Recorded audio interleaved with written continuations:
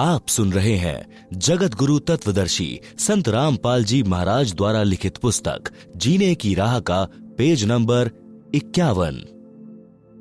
गरीबदास जी कहते हैं, गरीब नर से फिर पशुआ कीजे, गधा बैल बनाए, 56 भोग कहाँ मन बोरे, कुर्डी चरने जाए। गरीब तुमने उस दरगाह का महल ना देखा, धर्मराज के तिल तिल का लेखा। परंतु वह नाराज हो गया और बोला, तू गृहस्थी है, मैं बाल ब्रह्मचारी हूं, आप जाइए, एक साधु को शिक्षा देने आया है। कबीर राम नाम से खिज मरें, कुष्टी हो गल जाए, शुकर होकर जन्म ले, नाक डूबता खाए। भावार्थ, कबीर जी ने कहा है कि अभिमानी व्यक्ति राम नाम की चर्चा से खिंच जाता है, फिर कोढ़ यानी कुष्ठ रोग लगकर गलकर मर जाता है। अगला जन्म सुअर का प्राप्त करके गंध खाता है।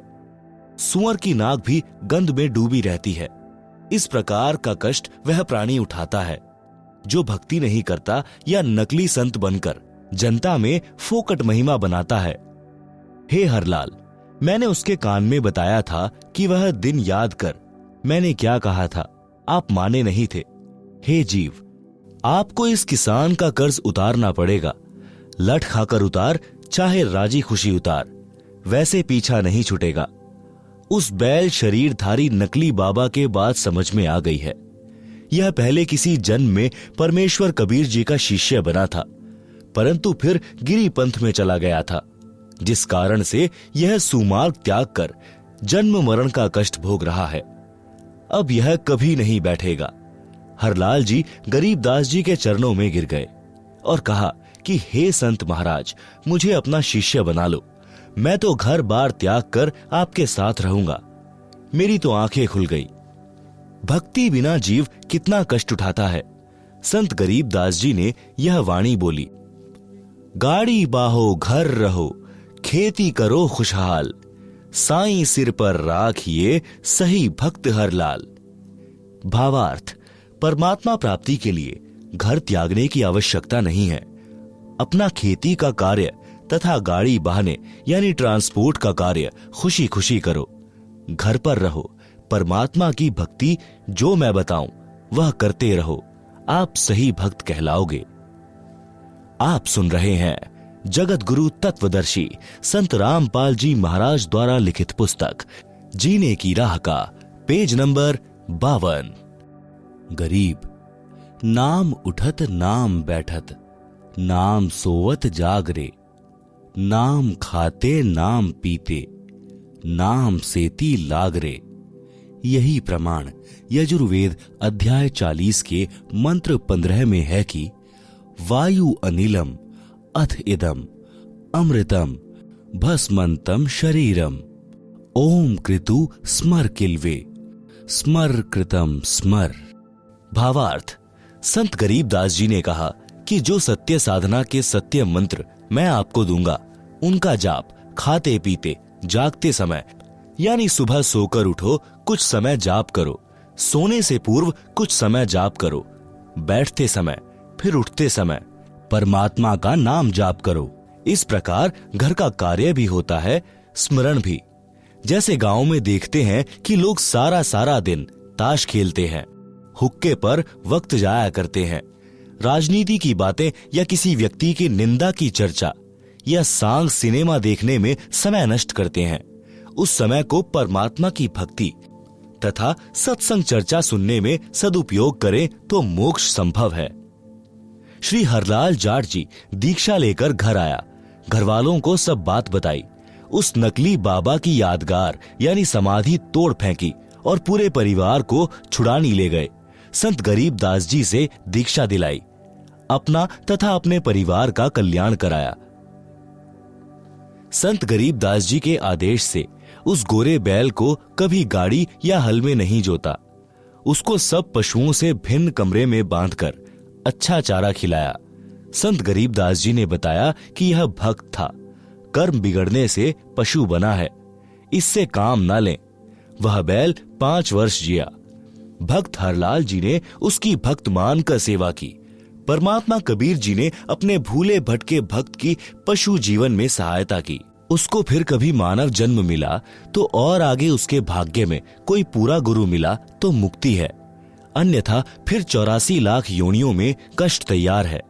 भक्त हरलाल की संतान बेरी में आज भी इस घटना की साक्षी है। तंबाकू सेवन करना महापाप है। संत गरीबदास जी ने भक्त हरलाल जी से कहा कि आप जो भी दीक्षा लेते हैं, तंबाकू का हुक्का, बीड़ी, सिगरेट, चिलम आदि में डालकर भी कभी सेवन नहीं करना और अन्य नशीली वस्तुओं का प्रयोग न करना।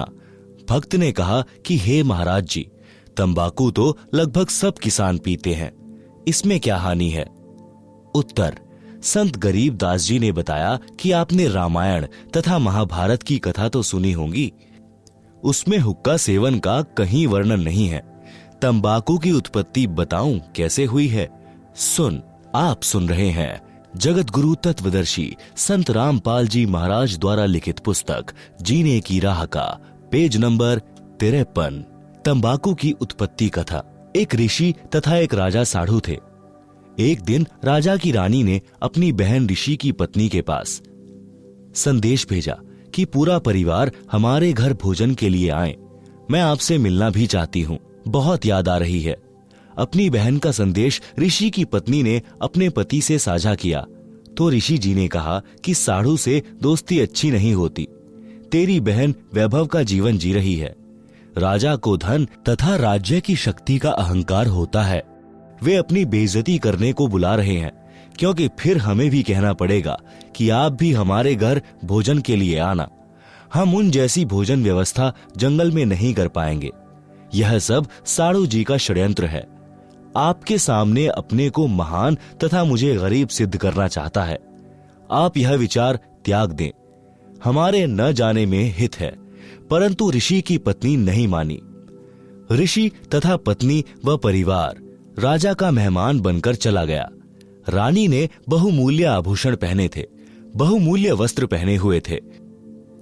ऋषि की पत्नी के गले में राम नाम जपने वाली माला तथा सामान्य वस्त्र साध्वी वाले, जिसे देखकर दरबार के कर्मचारी अधिकारी मुस्कुरा रहे थे कि यह है राजा का साढ़ू, कहां राजा भोज, कहां गंगू तेली।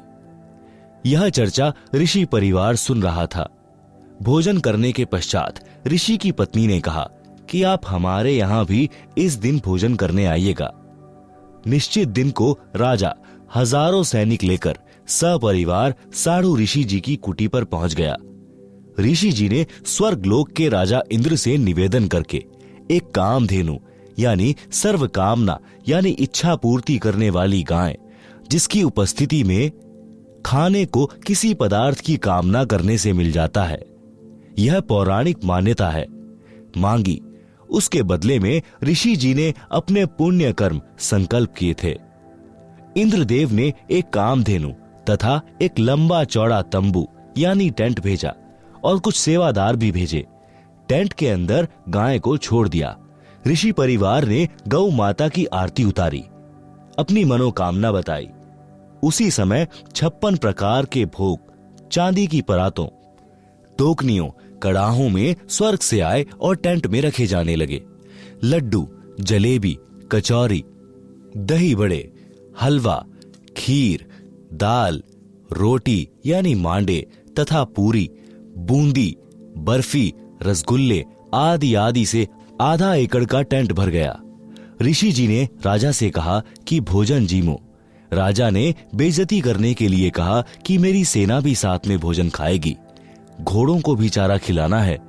ऋषि जी ने कहा कि प्रभु कृपा से सब व्यवस्था हो जाएगी, पहले आप तथा सेना भोजन करें। राजा उठकर भोजन करने वाले स्थान पर गया। वहां भी सुंदर कपड़े बिछे थे।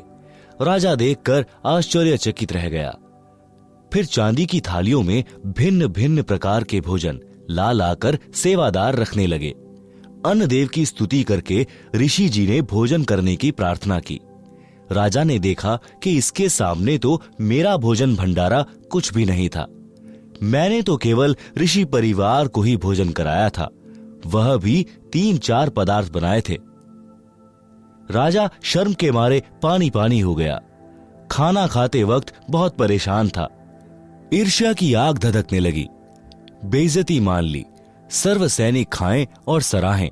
राजा का रक्त जल रहा था। अपने टेंट में जाकर ऋषि को बुलाया और पूछा कि यह भोजन जंगल में कैसे बनाया। न कोई कड़ाही चल रही है, न कोई चूल्हा जल रहा है। ऋषि जी ने बताया कि मैंने अपने पुण्य तथा भक्ति के बदले स्वर्ग से एक गाय उधारी मांगी है। उस गाय में विशेषता है कि हम जितना भोजन चाहें तुरंत उपलब्ध करा देती है।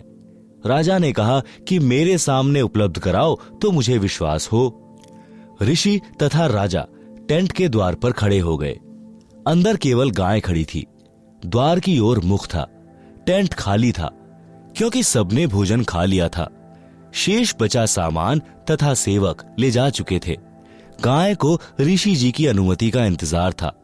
राजा ने कहा कि ऋषि जी, यह गाय मुझे दे दो। मेरे पास बहुत बड़ी सेना है।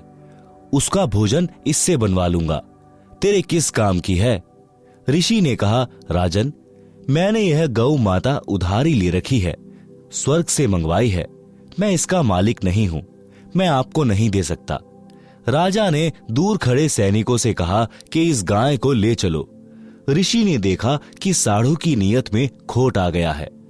उसी समय ऋषि जी ने गौ माता से कहा कि गौ माता, आप अपने लोक, अपने धनी स्वर्गराज इंद्र के पास शीघ्र लौट जाएं। उसी समय कामधेनु टेंट को फाड़कर सीधी ऊपर को उड़ चली। राजा ने गाय को गिराने के लिए गाय के पैर में तीर मारा। गाय के पैर से खून बहने लगा और पृथ्वी पर गिरने लगा। गाय घायल अवस्था में स्वर्ग में चली गई। जहां जहां गाय का रक्त गिरा था वहीं वहीं तंबाकू उग गया। फिर बीज बनकर अनेकों पौधे बनने लगे। संत गरीबदास जी ने कहा है कि तमा प्लस खू यानी तमाखू। खू नाम खून का, तमा नाम गाय। 100 बार सौगंध इसे न पिए खाएं। आप सुन रहे हैं जगत गुरु तत्वदर्शी संत रामपाल जी महाराज द्वारा लिखित पुस्तक जीने की राह का पेज नंबर 54। भावार्थ। भावार्थ है कि फारसी भाषा में तमा गाय को कहते हैं, खू खून यानी रक्त को कहते हैं।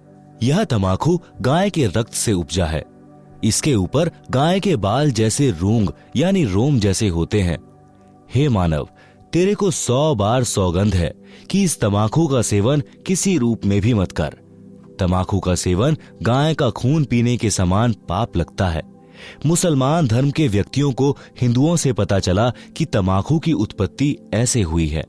उन्होंने गाय का खून समझकर खाना तथा हुक्के में पीना शुरू कर दिया, क्योंकि गलत ज्ञान के आधार से मुसलमान भाई गाय के मांस को खाना धर्म का प्रसाद मानते हैं।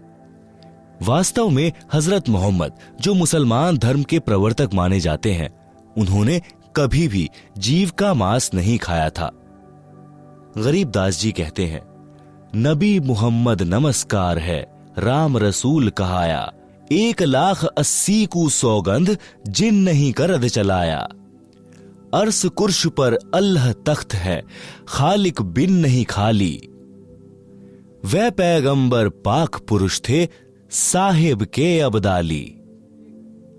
आप सुन रहे हैं जगत गुरु तत्वदर्शी संत रामपाल जी महाराज द्वारा लिखित पुस्तक जीने की राह का पेज नंबर 55। भावार्थ। नबी मोहम्मद तो आदरणीय महापुरुष थे, जो परमात्मा के संदेशवाहक थे।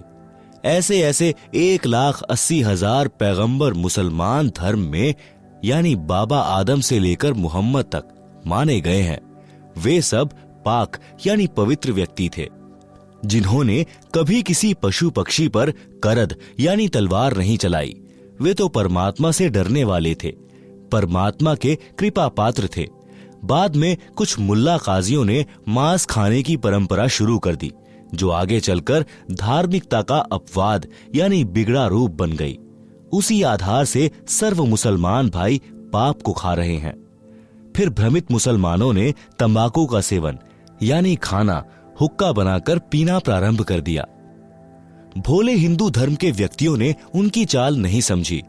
उनके कहने से तंबाकू का सेवन जोर शोर से शुरू कर दिया। वर्तमान में तो यह पंचायत का प्याला बन गया है, जो भारी भूल है, अज्ञानता का पर्दा है। इसे भूल कर भी सेवन नहीं करना चाहिए। संत गरीबदास जी ने फिर बताया है कि हे भक्त हरलाल जी, और सुन तमाकू के सेवन के पाप। पर द्वारा स्त्री का खोले, 70 जन्म अंधा हो डोले। मदिरा पीवे कड़वा पानी, 70 जन्म श्वान के जानी। मांस आहारी मानवा, प्रत्यक्ष राक्षस जान। मुख देखो न तास का, वो फिरे 84 खान। सुरापान मधमासाहारी, गमन करे भोगे पर नारी। 70 जन्म कटत हैं शीश, साक्षी साहिब है जगदीश। 100 नारी जारी करे, सुरापान 100 बार। एक चिलम हुक्का भरे, डूबे काली धार। हुक्का हरदम पीवते, लाल मिलावे धूर।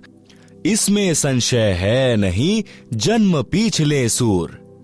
उपरोक्त वाणियों का भावार्थ। वाणी संख्या 1 में कहा है कि जो व्यक्ति अन्य स्त्री से अवैध संबंध बनाता है, उस पाप के कारण वह 70 जन्म अंधे के प्राप्त करता है। अंधा गधा गधी, अंधा बैल, अंधा मनुष्य या अंधी स्त्री के लगातार 70 जन्मों में कष्ट भोगता है। वाणी संख्या 2। कड़वी शराब रूपी पानी जो पीता है, वह उस पाप के कारण 70 जन्म तक कुत्ते के जन्म प्राप्त करके कष्ट उठाता है। गंदी नालियों का पानी पीता है। रोटी न मिलने पर गुह यानी टट्टी खाता है। वाणी संख्या 3। जो व्यक्ति मांस खाते हैं, वे तो स्पष्ट राक्षस हैं। उनका तो मुख भी नहीं देखना चाहिए, यानी उनके साथ रहने से अन्य भी मांस खाने का आदी हो सकता है, इसलिए उनसे बचें। वह तो 84 लाख योनियों में भटकेगा। वाणी संख्या 4, 5। सुरा यानी शराब पीने वाले तथा पर स्त्री को भोगने वाले, मांस खाने वालों को अन्य पाप कर्म भी भोगना होता है। उनके 70 जन्म तक मानव या बकरा बकरी, भैंस या मुर्गे आदि के जीवनों में सिर कटते हैं। इस बात को मैं परमात्मा को साक्षी रखकर कह रहा हूं, सत्य मानना। आप सुन रहे हैं जगत गुरु तत्वदर्शी संत रामपाल जी महाराज द्वारा लिखित पुस्तक जीने की राह का पेज नंबर 56। वाणी संख्या 6। एक चिलम भरकर हुक्का पीने वाले को देने से भरने वाले को जो पाप लगता है, वह सुनो। एक बार पर स्त्री गमन करने वाला, एक बार शराब पीने वाला, एक बार मांस खाने वाला पाप के कारण उपरोक्त कष्ट भोगता है।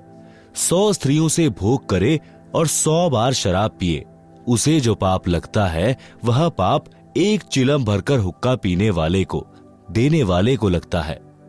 विचार करो, तंबाकू सेवन यानी हुक्के में, बीड़ी सिगरेट में पीने वाले, खाने वाले, करने वाले को कितना पाप लगेगा।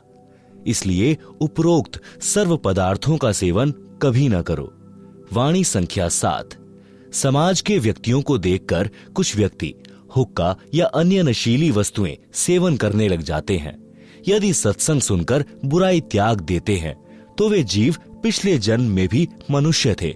उनके अंदर नशे की गहरी लत नहीं बनती, परंतु जो बार बार सत्संग सुनकर भी तंबाकू आदि नशे का त्याग नहीं कर पाते, वे पिछले जन्म में सूअर के शरीर में थे। सूअर के शरीर में बदबू यानी बैड स्मेल सूंघने से तंबाकू की बदबू पीने सूंघने की गहरी आदत होती है। वे शीघ्र हुक्का व अन्य नशा नहीं त्याग पाते। वे अपने अनमोल मानव शरीर रूपी लाल को मिट्टी में मिला रहे हैं। उनको अधिक सत्संग सुनने की राय दी जाती है। निराश न हो, सच्चे मन से परमात्मा कबीर जी से नशा छुड़वाने की पुकार प्रार्थना करने से सब नशा छूट जाता है। तंबाकू के विषय में अन्य विचार। तंबाकू यानी हुक्का पीने वालों की स्थिति बताई है संत गरीबदास जी के ग्रंथ में। अथ तंबाकू की बैत नामक अध्याय में पितबाई खांसी निबासी निबास, कफदल कलेजा लिया है गिरास। काला तमाखू अरु गोरा पिवाक, 10-20 लंगर जहां बैठे गुटाक। बाजे ने गुड़गुड़ अरु हुक्के हजूम, कोरे कुबुद्धि बीसा है ना सूम। बाकी पगड़ी अरु बाकी ही ने, खुद डूबे अरु डुबोए है के। गुटाकड़ अटाकड़ मटाकड़ लहूर, एक बैठेगा अड़कर एक बैठेगा दूर। पीवे तमाखू पड़े करम मार, अमली के मुख में मूत्र की धार।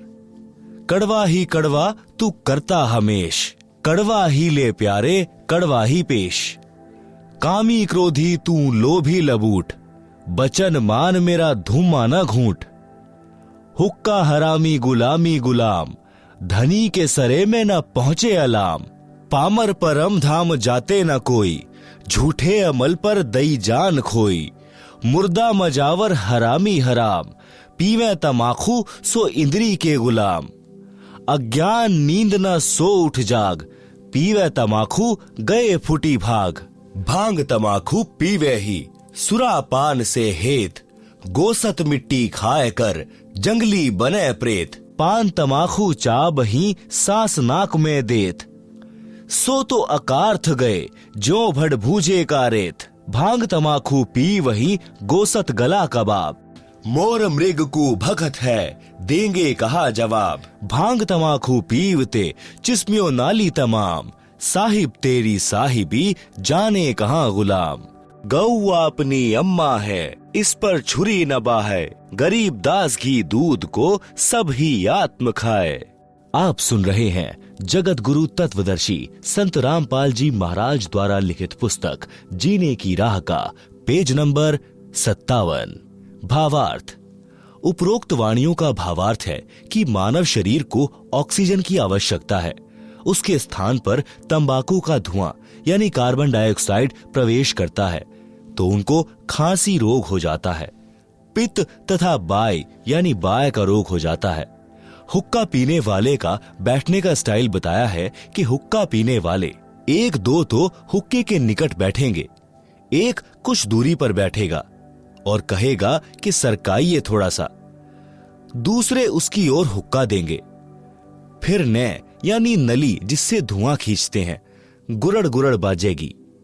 आप तो हुक्का पीकर डूबे हैं और छोटे बच्चे भी उनको देखकर वही पाप करके नरक की काली धार में डूबेंगे। जो तंबाकू पीते हैं उनके तो भाग फूटे ही हैं। अन्य को तंबाकू पीने के लिए उत्प्रेरक बनकर डुबोते हैं। उपरोक्त बुराई करने वाले तो अपना जीवन ऐसे व्यर्थ कर जाते हैं जैसे भड़बूजा बालू रेत को आग से खूब गर्म करके चने भूनता है, फिर सारा कार्य करके रेत को गली में फेंक देता है। इसी प्रकार जो मानव उपरोक्त बुराई करता है वह भी अपने मानव जीवन को इसी प्रकार व्यर्थ करके चला जाता है। उस जीव को नरक तथा अन्य प्राणियों के जीवन रूपी गली में फेंक दिया जाता है। जो व्यक्ति उपरोक्त पाप करते हैं वे भगवान के दरबार में क्या जवाब देंगे, यानी बोलने योग्य नहीं रहेंगे। फिर कहा है कि गाय अपनी माता के तुल्य है, जिसका सब धर्म जाति वाले दूध ही पीते खाते हैं। इसलिए गाय को मत मारो। विषय तंबाकू का चल रहा है। भक्ति मार्ग में तंबाकू सबसे अधिक बाधा करता है। जैसे अपने दोनों नाकों के मध्य में एक तीसरा रास्ता है जो छोटी सुई के नाके जितना है।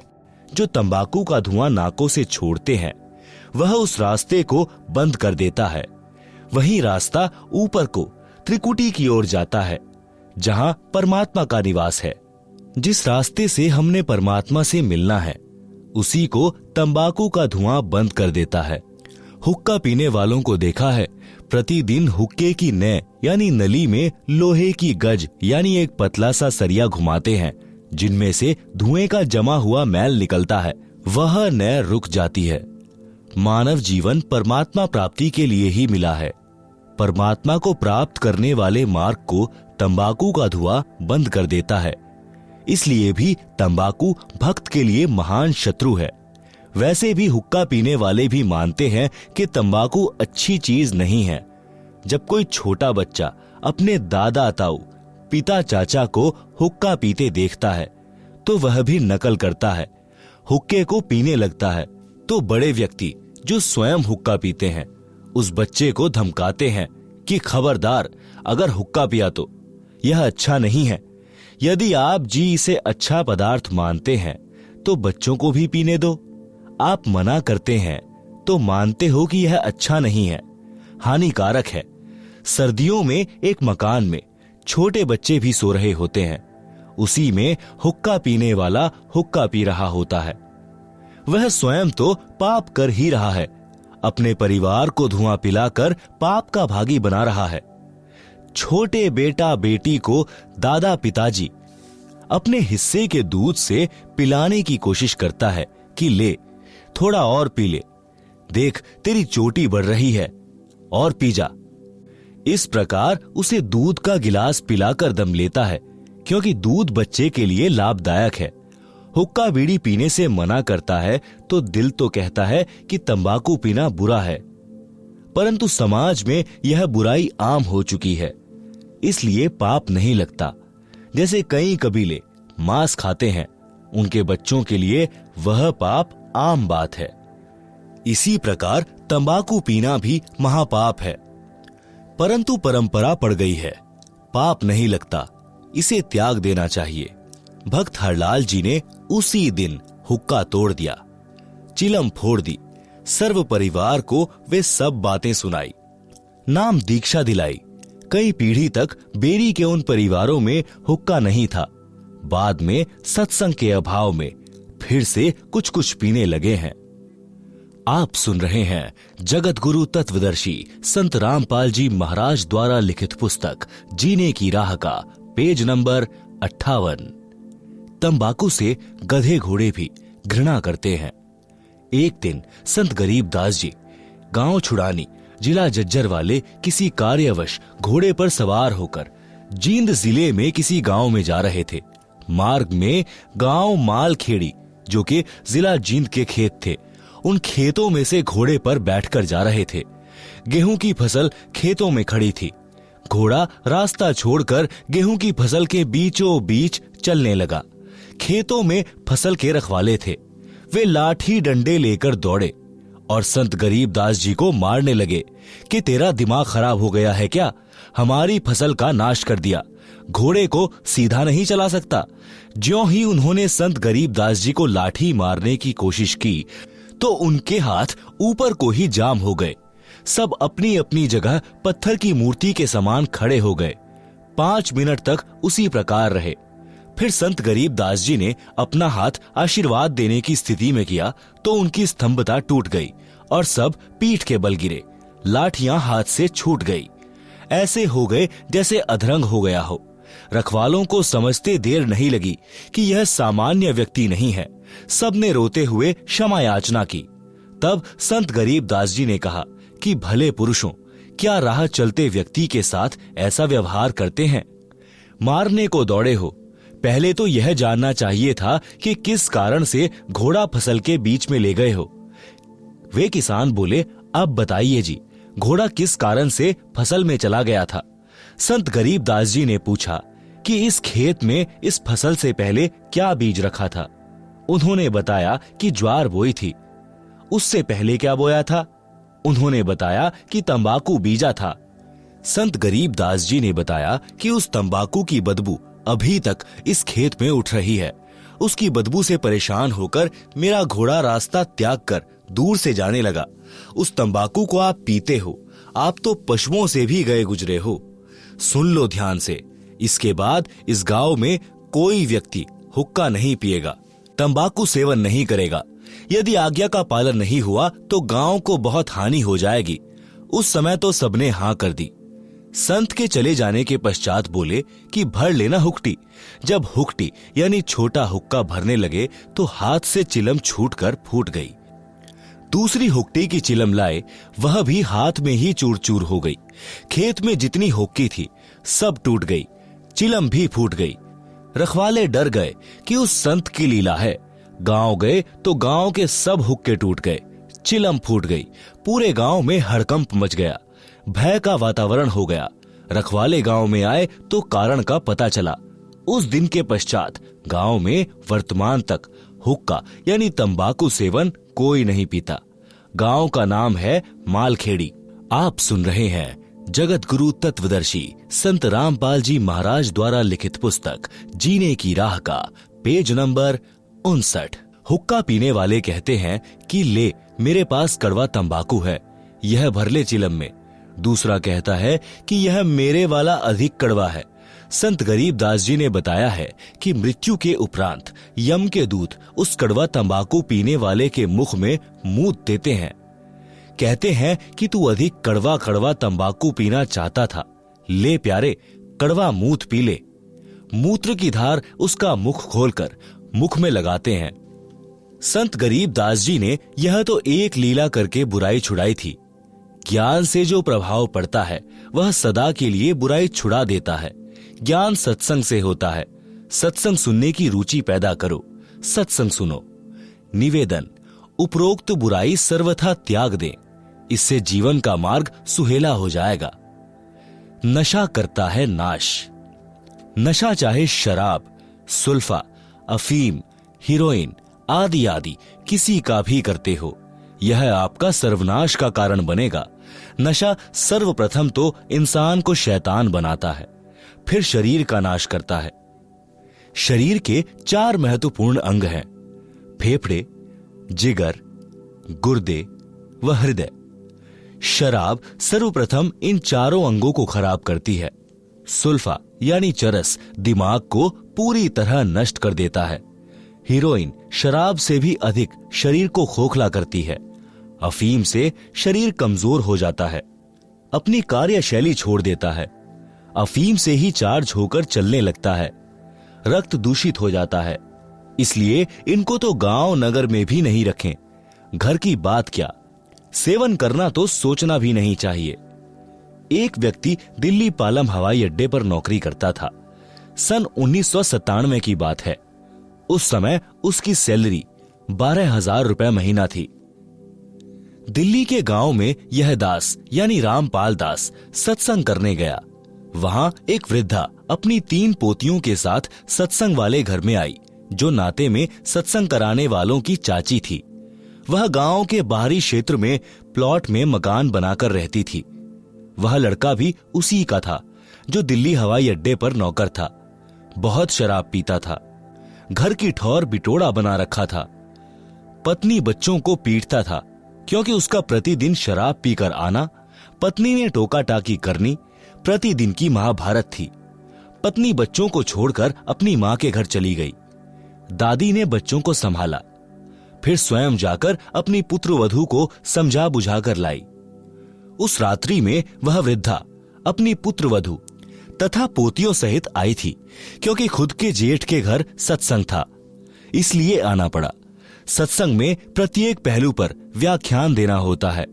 पहले परमात्मा की भक्ति करने से लाभ तथा न करने से हानि बताई जाती है, जो पूरे विस्तार से बताई जाती है।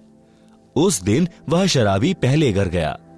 घर पर कोई नहीं मिला तो कुछ देर घर पर बैठा। फिर एक पड़ोसी ने बताया कि आपकी माताजी आपके ताऊ के घर पूरे परिवार को लेकर गई हैं। उनके यहाँ सत्संग हो रहा है, वहीं सबका खाना है। परमात्मा की करनी हुई, वह भी सत्संग में चला गया और सबसे पीछे बैठ गया, क्योंकि शराब पी रखी थी। आप सुन रहे हैं जगत गुरु तत्वदर्शी संत रामपाल जी महाराज द्वारा लिखित पुस्तक जीने की राह का पेज नंबर 60। सत्संग वचन। सत्संग में बताया गया कि मानव जन्म प्राप्त करके जो व्यक्ति शुभ कर्म नहीं करता तो उसका भविष्य नरक बन जाता है। जो नशा करता है उसका वर्तमान तथा भविष्य दोनों नरक ही होते हैं। नशा इंसानों के लिए नहीं है, यह तो इंसान से राक्षस बनाता है। जो व्यक्ति पूर्व जन्म के पुण्य कर्मों वाले हैं, उनको इस जन्म में उन शुभ कर्मों के प्रतिफल में अच्छी नौकरी मिली है या अच्छा कारोबार है। यदि वर्तमान में शुभ कर्म, भक्ति व दान धर्म नहीं करोगे तो भविष्य के जन्मों में गधा, कुत्ता, सूअर, बैल बनकर धक्के व गंध खाओगे। जैसे मानव, स्त्री या पुरुष जीवन में पूर्व के शुभ कर्म अनुसार अच्छा भोजन मिला है, अच्छा मानव शरीर मिला है, जब चाहो खाना खाओ, प्यास लगे पानी पियो, इच्छा बने तो चाय दूध पियो, फल तथा मेवा यानी काजू बादाम खाओ। यदि पूरा गुरु बनाकर सच्चे दिल से भक्ति व सत्संग सेवा दान धर्म नहीं किया तो अगले जन्म में गधा, बैल या कुत्ता बनकर दुर्दशा को प्राप्त हो जाओगे। न समय पर खाना मिलेगा, न पानी, न कोई गर्मी सर्दी से मच्छर मक्खी से बचने का साधन होगा। मानव जीवन में तो मच्छरदानी ऑल आउट से बचाव कर लेते हैं, गर्मी से बचने के उपाय खोज लिए हैं, परंतु जब पशु बनोगे तब क्या मिलेगा। संत गरीब दास जी ने परमेश्वर कबीर जी से प्राप्त ज्ञान को इस प्रकार बताया है। नर से तीतू पशुआ कीजे, गधा बैल बनाई, 56 भोग कहाँ मन बोरे, कुरड़ी चरने जाई। भावार्थ, मानव शरीर छूट जाने के पश्चात भक्तिहीन तथा शुभ कर्महीन होकर जीव गधे, बैल आदि आदि की योनियों यानी शरीरों को प्राप्त करेगा। फिर मानव शरीर वाला आहार नहीं मिलेगा। गधा बनकर कुरड़ी यानी कूड़े के ढेर पर गंध खाएगा। बैल बनकर नाक में नाथा यानी एक रस्सी डाली जाएगी, रस्से से बंधा रहेगा। न प्यास लगने पर पानी पी सकेगा, न भूख लगने पर खाना खा सकेगा।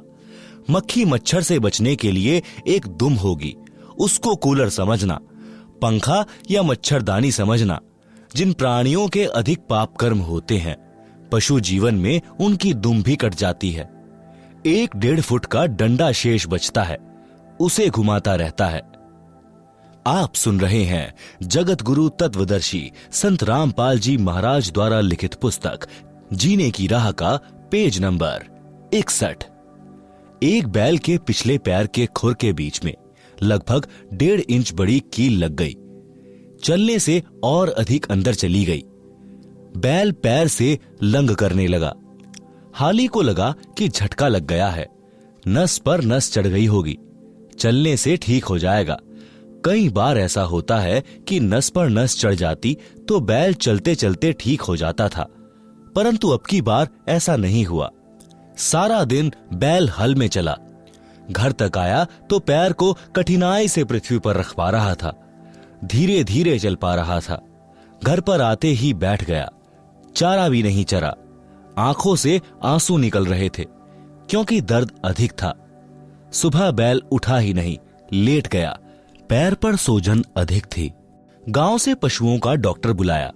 पुराने समय की बात है, उस समय ऐसा ही इलाज होता था। डॉक्टर ने देखकर बताया कि इसके घुटने में बाय है, पुराने गुड़ को कूटकर नरम करके पट्टी बांध दो, ठीक हो जाएगा। कील लगी थी खुर में यानी पैर के नीचे वाले हिस्से में। उपचार हो रहा था घुटने का। लगभग 1 महीने ऐसे चला। एक दिन घर के आदमी ने देखा कि बैल के पैर के तलवे यानी खुर के बीच से मवाद निकल रहा है। उसको साफ किया तो पाया कि कील लगी है। किसी औजार से कील निकाली। तब 1 सप्ताह में बैल ठीक हो गया। पेट भर चारा खाया, पानी पिया। विचार करें, जब यह प्राणी मानव शरीर में था तो उसने स्वप्न में भी नहीं सोचा था कि एक दिन मैं बैल भी बन जाऊंगा। अब बोलकर भी नहीं बता पा रहा था कि दर्द कहां पर है। कबीर जी ने कहा है कि जिह्वा तो वो है भली जो रटे हरि नाम, ना तो काट के फेंक दियो मुख में भलो न चाम। भावार्थ, जैसे जीभ शरीर का बहुत महत्वपूर्ण अंग है, यदि परमात्मा का गुणगान तथा नाम जाप के लिए प्रयोग नहीं किया जाता है तो व्यर्थ है, क्योंकि इस जुबान से कोई किसी को कुवचन बोलकर पाप करता है। बलवान व्यक्ति निर्बल को गलत बात कह देता है जिससे उसकी आत्मा रोती है, बद्दुआ देती है। बोलकर सुना नहीं सकता क्योंकि मार भी पड़ सकती है। यह पाप हुआ। फिर किसी की निंदा करके, किसी की झूठी गवाही देकर, किसी को व्यापार में झूठ बोलकर, ठग कर अनेकों प्रकार के पाप मानव अपनी जीभ से करता है। परमेश्वर कबीर जी ने बताया है कि यदि जीभ का सदुपयोग नहीं करता है, यानी शुभ वचन, शीतल वाणी, परमात्मा का गुणगान यानी चर्चा करना, धार्मिक सदग्रंथों का पठन पाठन तथा भगवान के नाम पर जाप स्मरण जीभ से नहीं कर रहा है तो इसे काट कर फेंक दो, कोरे पाप इकट्ठे कर रहा है। जीभ को काटने को कहना तो मात्र उदाहरण है जो सतर्क करने को है। कहीं जीभ काट कर मत फेंक देना। अपने शुभ कर्म, शुभ वचन शुरू करना।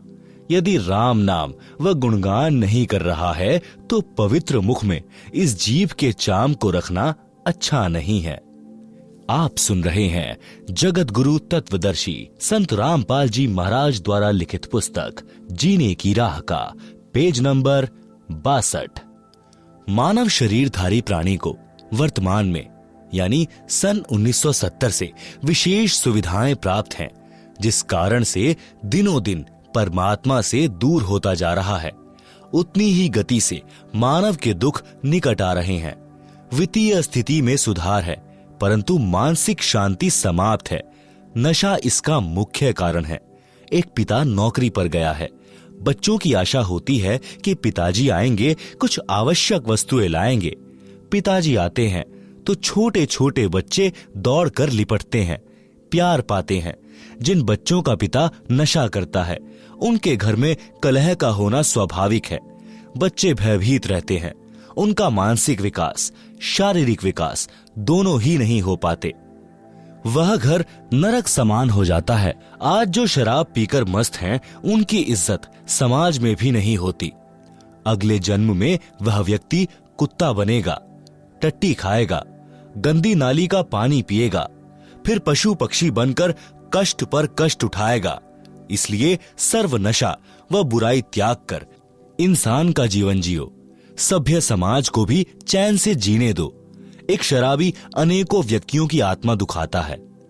पत्नी की, पत्नी के माता पिता, भाई बहनों की, अपने माता पिता, बच्चों की, भाई आदि की। केवल 1 घंटे के नशे ने धन का नाश, इज्जत का नाश, घर के पूरे परिवार की शांति का नाश कर दिया। क्या वह व्यक्ति भविष्य में सुखी हो सकता है? कभी नहीं। नरक जैसा जीवन जिएगा। इसलिए विचार करना चाहिए। बुराई तुरंत त्याग देनी चाहिए। एक प्रश्न, किसने देखा है कि अगले जन्म में क्या होता है? उत्तर, उदाहरण के लिए एक समय एक अंधा व्यक्ति जंगल की ओर जा रहा था। आगे एक सज्जन व्यक्ति खड़ा था।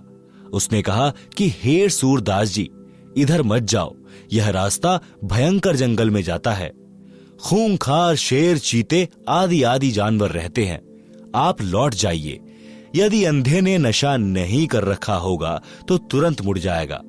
यदि नशे में है तो कहेगा कि किसने देखा है कि जंगल में भयंकर शेर, चीते, सर्प आदि जानवर रहते हैं, और यह कहकर अपने पथ पर बढ़ जाता है।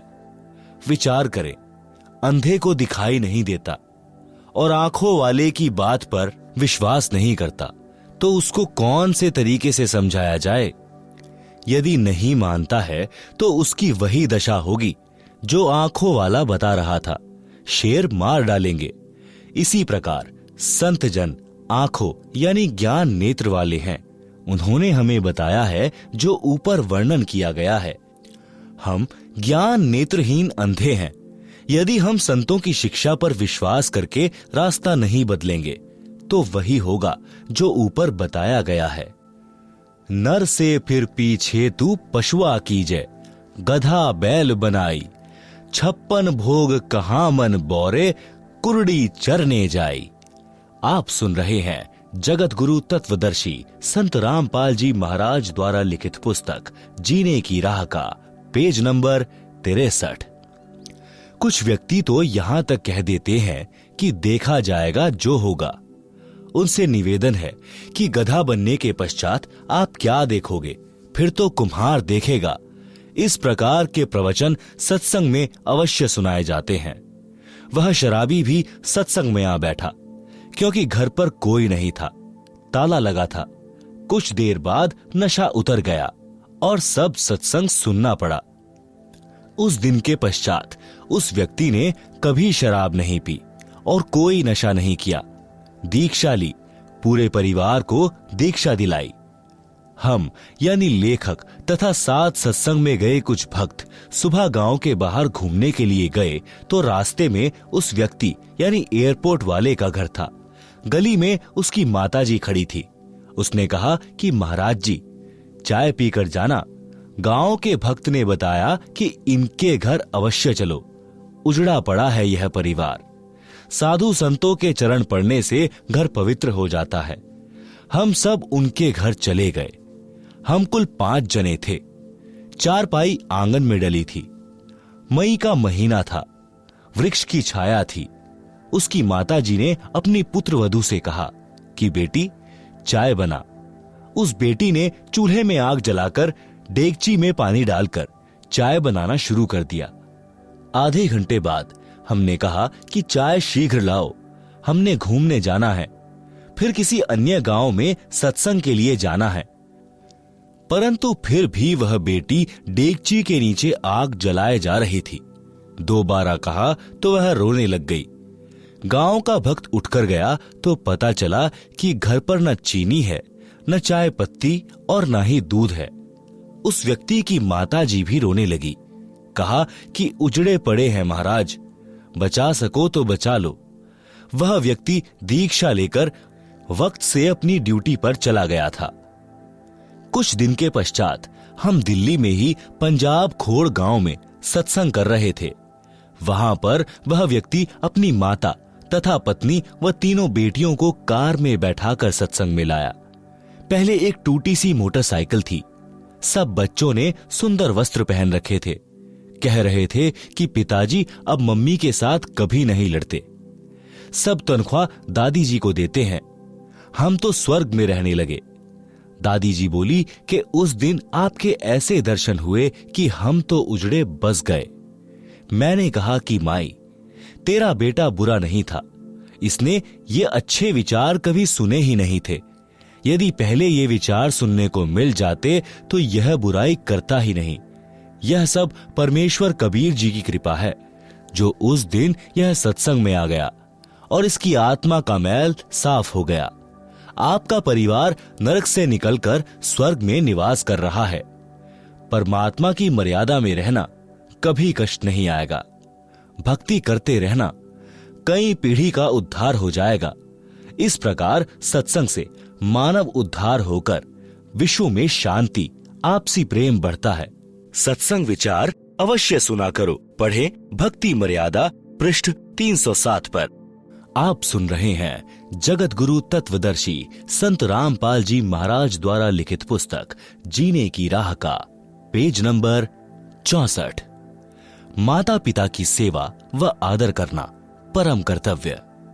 प्रत्येक माता पिता की तमन्ना होती है कि मेरी संतान योग्य बने, समाज में बदनामी न ले, अच्छे चरित्र वाली हो, आज्ञाकारी हो, वृद्धावस्था में हमारी सेवा करे, हमारी बहू हमारे कहने में चलने वाली आए, समाज में हमारी इज्जत रखे, वृद्धावस्था में हमारी सेवा करे, प्यार से व्यवहार करे। सतयुग, त्रेता, द्वापर तक यह मर्यादा चरम पर रही। सब सुखी जीवन जीते थे। कलयुग में कुछ समय तक तो ठीक रहा, परंतु वर्तमान में स्थिति विपरीत ही है। इसे सुधारने का उद्देश्य लेखक यानी रामपाल दास रखता है। आशा भी करता हूं कि भगवान की कृपा से, ज्ञान के प्रकाश से सब संभव हो जाता है, हो भी रहा है और होगा, यह मेरी आत्मा मानती है। माता का संतान के प्रति प्यार। एक लड़के का पिता मृत्यु को प्राप्त हो गया। उस समय वह 10-11 वर्ष का था। माता ने अपने इकलौते पुत्र की परवरिश की। माता तथा पिता दोनों का प्यार माताजी ने दिया कि कहीं पुत्र को पिता का अभाव कष्ट न दे। लड़का युवा होकर शराब का आदी हो गया तथा वैश्यागमन करने लगा। माता से नित्य रुपए मांगे और आवारागर्दी में उड़ाए। एक दिन माता के पास पैसे नहीं थे। शराब के नशे में माता को पीटा तथा वैश्या के पास गया। उस दिन पैसे नहीं थे तो वैश्या ने कहा कि अपनी माता का दिल निकाल ला। उल्टा घर आया, माता बेहोश थी। छुरा मारकर माता का दिल निकाल कर चल पड़ा। नशे में ठोकर लगी और गिर गया। माता के दिल से आवाज आई कि बेटा, तेरे को चोट तो नहीं लगी?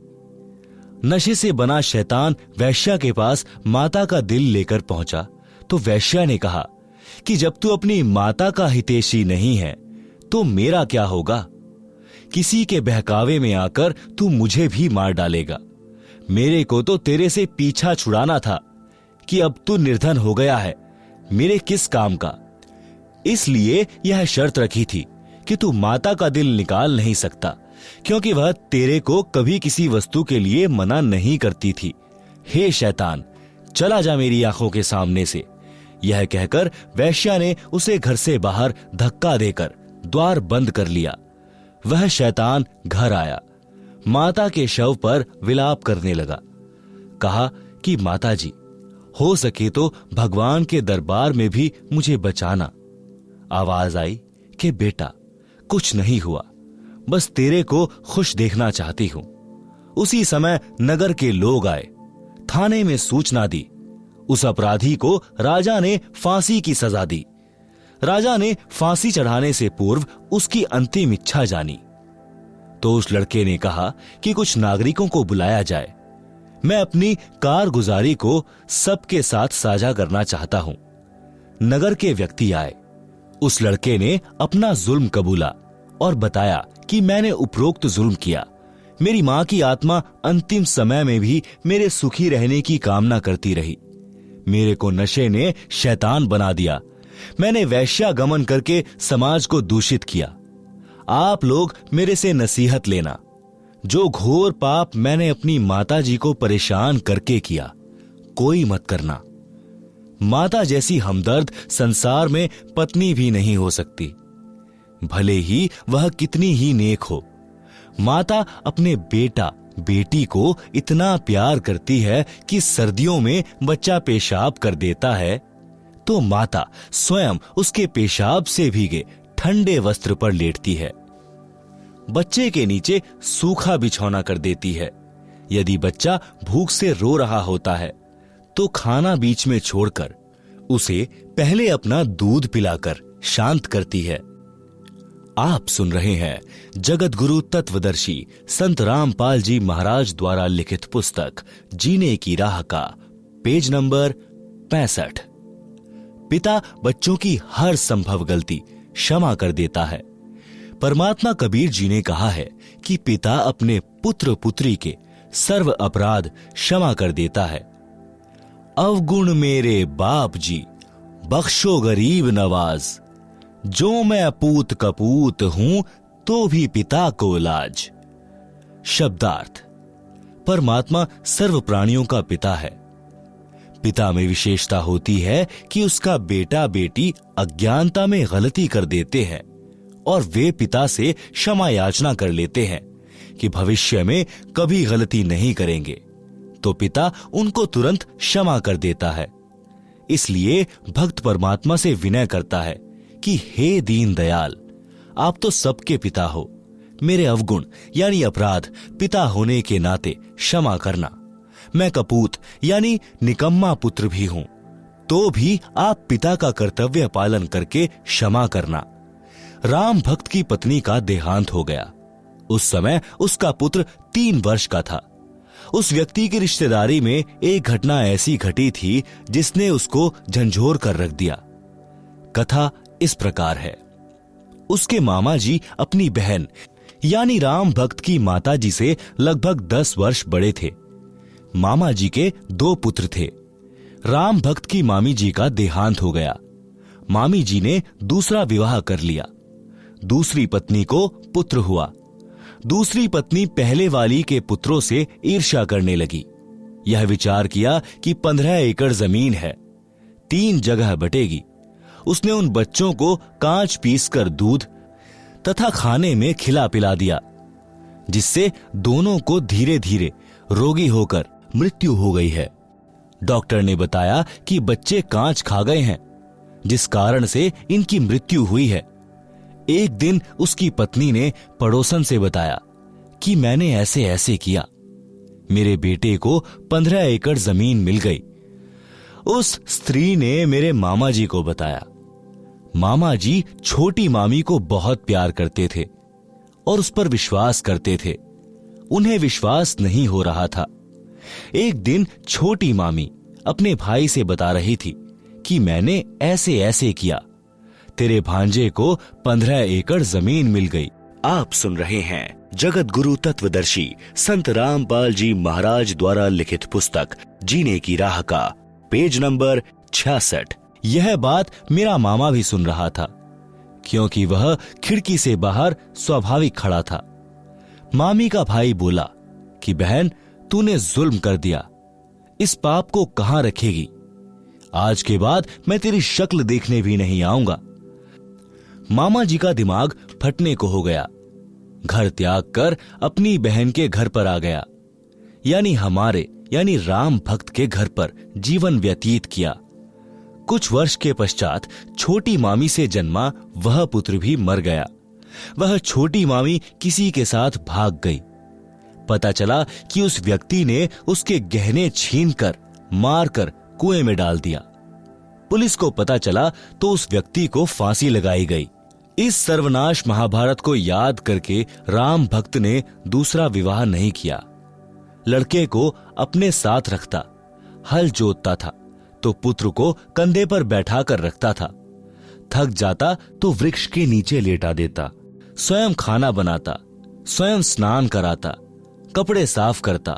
जैसे तैसे लड़का जवान हुआ, विवाह कर दिया, फिर भी सब कार्य करता था।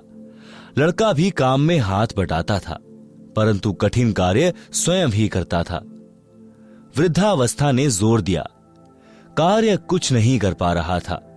पुत्रवधू को व्यर्थ का खर्च लगने लगा, जिस कारण से अपने ससुर को रूखा सूखा बासी भोजन देने लगी। फिर पेट भर भोजन भी नहीं देती थी। लड़का पूछता था कि पिताजी, सेवा ठीक हो रही है? पिताजी कहते कि बेटा, कोई कसर नहीं है, बड़ी भाग्यवान बहू आई है, मेरा विशेष ध्यान रखती है। यह बात बहू भी सुनती और अधिक परेशान करती कि मेरे पति को पता नहीं है। वृद्ध भी मेरी चाल से अपरिचित है। एक दिन लड़के ने देखा कि पिताजी को भोजन ठीक नहीं मिला, तो उसने पत्नी को कहा, तू पाखंड करने लगी कि घर देखकर खाया जाता है। आपको घर की चिंता नहीं है, सारा घर मेरे से चल रहा है, मुझे पता है कि खर्च कैसे चलाना है। एक दिन वृद्ध को चक्कर आए और गिर गया, टांग टूट गई। वैद्य ने बताया कि आहार पूरा न मिलने से शारीरिक कमजोरी है। दूध 2 समय आधा आधा सेर यानी आधा आधा किलो पिलाओ, ताजा भोजन खिलाओ। वैद्य चला गया। पत्नी ने कहा कि ऐसे तो घर का दिवाला निकल जाएगा। पति यानी लड़के को भी बात पसंद आई। वृद्ध की कोई परवाह नहीं की। वृद्ध के ससुराल वाले चोट लगने की खबर सुनकर मिलने आए। उन्होंने पूछा कि बेटा बहू ठीक सेवा कर रहे हैं क्या?